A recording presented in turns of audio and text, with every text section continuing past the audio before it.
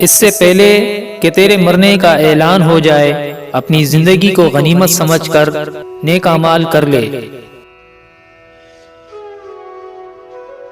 شیخ Saadi رحمت اللہ علیہ اور ان کا بیٹا تہجد پڑھ رہے تھے۔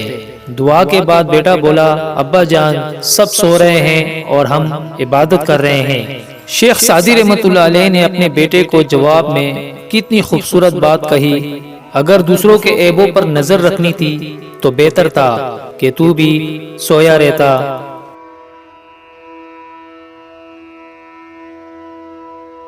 روئے زمین پر اکثریت میں ایسے لوگ ہیں جو دکھ، تکلیف، اذیت، فریب اور دھوکہ تو انسانوں کو دیتے ہیں اور معافی اللہ تعالیٰ سے مانگتے ہیں۔ عربی گھوڑا اگرچہ بوڑھا ہی کیوں نہ ہو جائے، گدھوں سے بڑے استبل سے پھر بھی بہتر ہے۔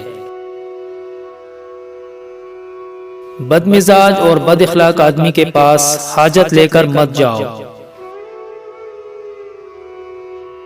نصیحت خواہ دیوار پر ہی کیوں نہ لکھی ہو، اسے اپنے کانوں میں ڈال لو۔ عقل مند اور بیوقوفوں میں کچھ عیب ضرور ہوتا ہے، مگر عقل مند اپنے عیب خود دیکھتا ہے اور بیوقوفوں کے عیب دنیا دیکھتی ہے۔ جو شخص بچپن میں تمیز نہیں سیکھتا، بڑا ہو کر بھی نہیں سیکھتا۔ اگر کسی جوان عورت کی شادی بوڑھے مرد سے ہو جائے تو اس سے اچھا تو یہ ہے کہ عورت کو پہلو میں تیر لگے اور وہ ہلاک ہو جائے۔ اگر زندگی اتنی ہی اچھی ہوتی تو کوئی بھی دنیا میں روتے ہوئے نہ آتا۔